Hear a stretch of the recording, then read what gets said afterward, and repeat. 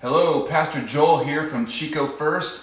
And you might be surprised to hear that the most common command in the Bible isn't prohibitive, to not do something. Actually, the Bible urges us again and again to do something. Over 70 times in the New Testament, we're commanded to give thanks and praise to God. In the book of Psalms alone, it's thought that there are around 36 references to thanksgiving. So why is Thanksgiving so important? Being thankful is actually good, because in Psalm 92 it opens with these words: "It is good to give thanks to the Lord, to sing praises to your name, O Most High, to declare your steadfast love in the morning and your faithfulness by night." So giving thanks is good. The word good here also could mean right or fitting. Thankfulness is the only appropriate response to a God whose loving kindness we wake up to every morning, and whose faithfulness we can sing of night after night. Thanksgiving is the only right response to Jesus, who laid down his life to save us. Thankfulness, particularly when spoken out loud, is good for our soul, and it edifies anyone who hears us. Thankfulness is good. Being thankful also leads to joy. Psalm 16:11 says that in God's presence there is fullness of joy.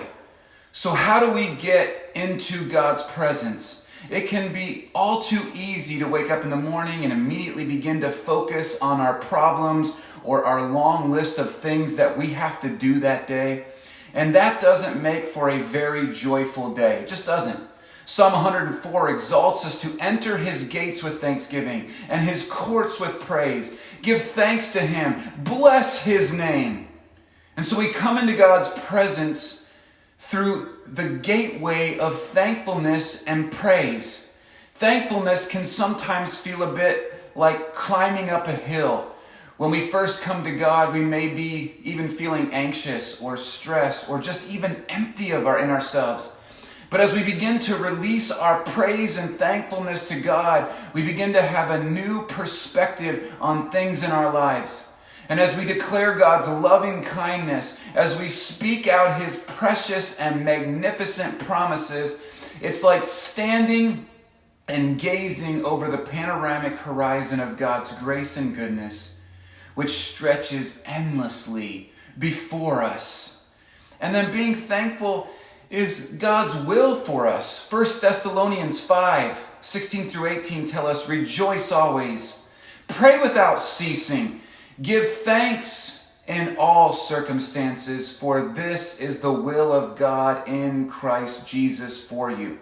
And I used to wonder, what is God's will for my life? Well, this verse takes the mystery right out of that, right?